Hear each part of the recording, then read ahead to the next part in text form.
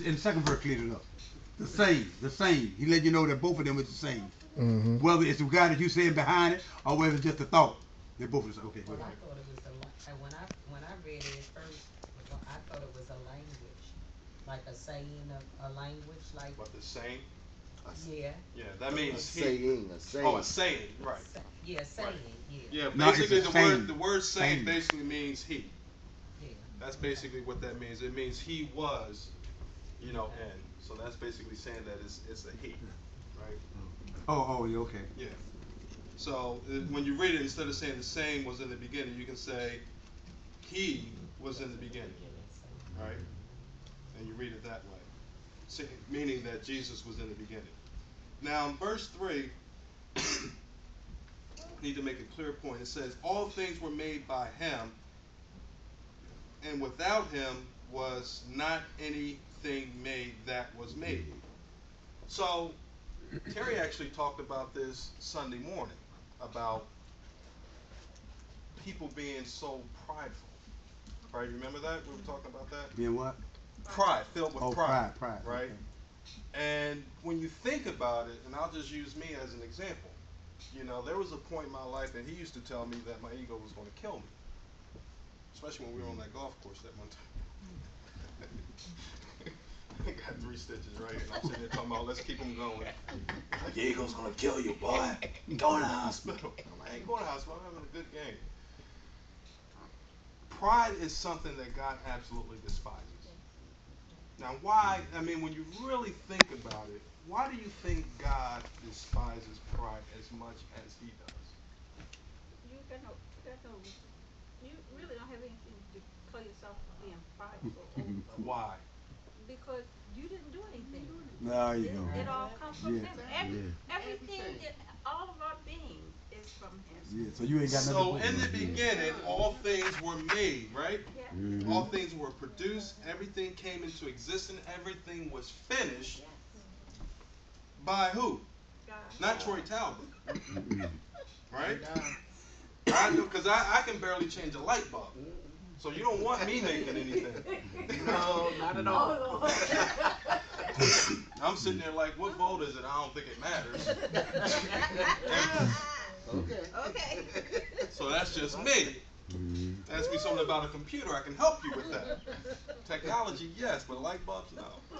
But the point is, we don't have a basis to stand on anything. Nothing. No. We didn't make a thing. No. Not a thing. No. So when God sat there and he looked at Lucifer talking about, I'm going to be like the Most High. How are you going to be like the Most High when I created you? Okay. Who are you to sit here and say you're going to be me? You don't have it.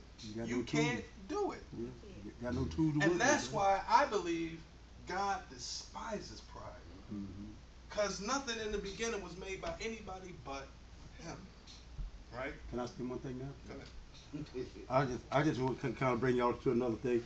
Notice that all things. I want you to focus. I want you to underline that in your mind. All. Ain't nothing outside of all, right? Mm-hmm. Do y'all see anything else in there? Now, when we read it, we said, in the beginning was the Word, and the Word was God, the Word was God, blah, blah, blah, blah, blah. Our second verse, the same was in the beginning with God.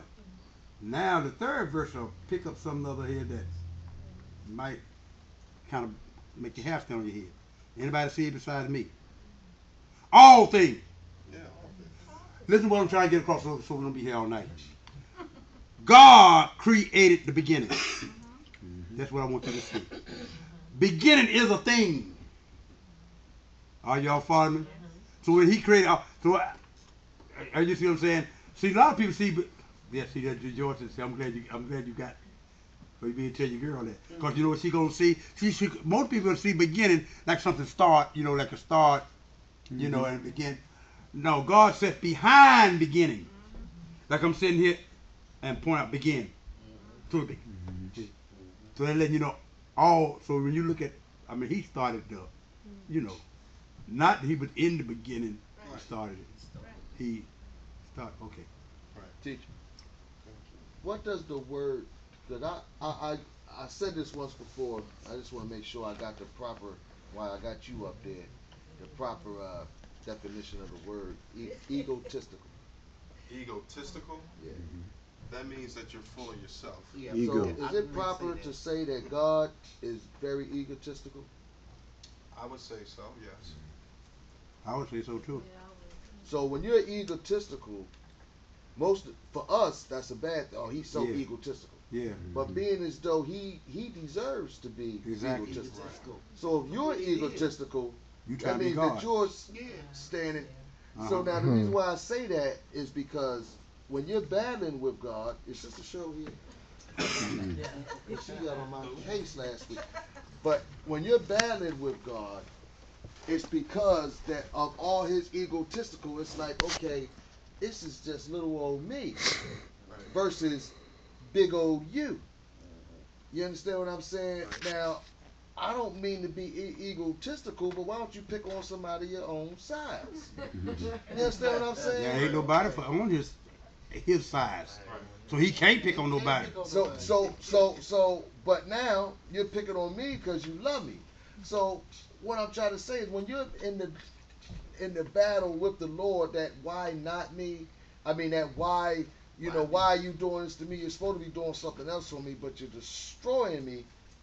It's because there's nobody else up there that can battle for you. You can't even battle for yourself. God's doing it to you.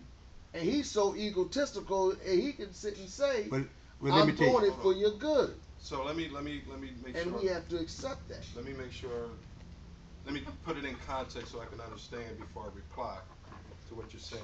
So basically, what you're saying is all the stuff that's going on in life, someone can sit there and say, "Why me?" All right, Is that Connecticut, what the you're people kind of just saying? got shot. Right. People went to work. I dropped my kid off here to school. I've been doing it for, 6 years. Right. I went to work. Now, and I go to church. Now, here it is. You could have jammed that man's gun, Mr. Egotistical. Okay, I got You understand what I I'm know who saying? you are. But because there's nobody else up there to stand up to you, you do whatever you want to do, and we get the results of it. Okay. So with that being said, now I understand where you're coming from. With that being said, in Genesis, and we had a long conversation about this Sunday afternoon, right? Y'all gotta come for questions and answers. It's a blast to say it, right? It's interesting. The question was, what does the tree? One of the questions that we had on Sunday afternoon, this past Sunday, what does the tree in the garden represent, right? And the tree of what? Knowledge of good and evil. And I ultimately said, when all is said and done, it represents God. Now, why do you say that? The reason why I say that simply is this. I'm not going to go through all the scriptures and all the other stuff. The reason why I say that is simply because of this. God said you can eat of any other tree, but the tree of good, the knowledge of good and evil, don't eat of that tree. Because that tree ultimately, to his point, represents, yes, a choice, but ultimately it represents judgment. Because only God knows the difference between good and evil. So if I'm going to bite the fruit, and I'm going to hover around, the next thing you know, and I dig my jaws into that, ultimately what I'm saying is, God, you ain't doing a good enough job. I need to be out here judging. I need to be able to sit there and say, some of the, and don't get me wrong, right? But some people I got you. are going to grow up and they're not going to be good. So I may need to eliminate some things now. He hated Esau from birth. Why? Because he knew Esau's heart. So only God knows good and evil. So for him to allow some things that we don't understand, no, we can't comprehend it, maybe, perhaps don't even like it. But at the end of the day, only he has the knowledge of good and evil. Anybody else that claims that they have that is just a pretender. And he actually said what I want y'all to see. Since God is egotistical with it, whatever, knowing all things, what you call evil may be your good. See, I was just telling boys, I was just talking to a guy upstairs the other day, a little while before class here. I said, look at your situation. I won't go through it telling y'all. I said, you check your secret. I said, you just run around here so you ain't paying no attention. God stirs the nest. The Bible said it like an eagle. When that eagle makes her nest, she puts like she got barbed wire, bill ball, she got everything in that nest. One day them birds got to fly. She goes out there, she grab the worm, she bring it back, but they growing now. Now it's time for you can't sit here in this nest, but you will. So she had to stir that nest up. So the barbed wire and the needle, so it can move you on to another level. I was trying to tell y'all that, that T.D. Jakes said another way a couple of weeks back about them steps. We don't always lack the steps. Nobody wants steps. You want to get on the elevator and ride on up. But it's the step because you're not ready sometimes to go to the next step. And some of us going to stay on that same step because you won't move. And God said, come on, boy. Imagine a little baby trying to crawl. Come on, quick, you can't crawl your whole life. Right. See, but you comfortable. You don't learn how to crawl. And you satisfied in that. So sometimes God got to put little needles on the floor. The thumb sucker. My dad had to put hot pepper on that thumb. You know what I mean? Sometimes he got to do something. But since God knows what's best for you dying there, to you, it's a terrible disaster. Right. And you fighting the kicking. I mean, you read the scriptures. Paul and all of them. Let me tell you something. I told y'all the other day, they don't want to let you get to the lesson. Paul was supposed to be done turn around and jumped up. You know why we look at Paul? Paul is just a human as the rest of us. Quit looking at these Bible characters like they have a hello. They ain't had no hello. They went to the bathroom just like you do. They eat just like you. They were little babies just like us. And what Paul, John, David, they all went. I mean, I had nobody, my son coming back to kill me. Nobody throwing rocks at me. You don't let them teach the lesson. Yeah, I want y'all to learn how to. Come on, because you asked this here. I got to get y'all, because too many people see that God look like he ain't. And that's what Satan wants you. He showed you a great big old giant.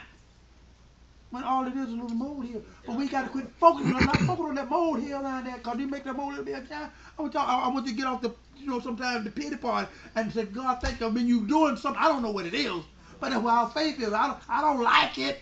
Let me just say one And then more. you can go ahead on. Say one more point, then we'll jump off of this.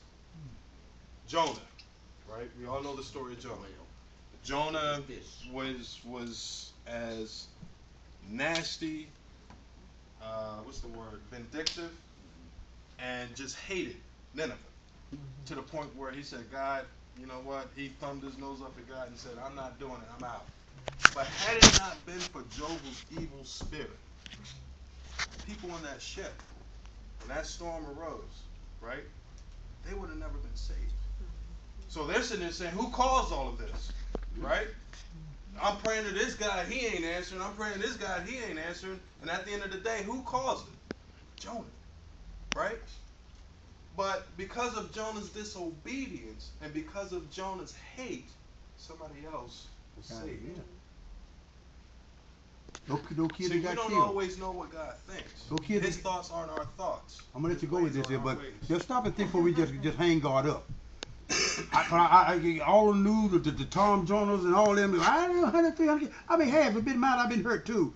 And I understand because I'm human. But the same thing, I'm still not God, because on this walk of life here, see, this is temporary. The real life is over there. Right.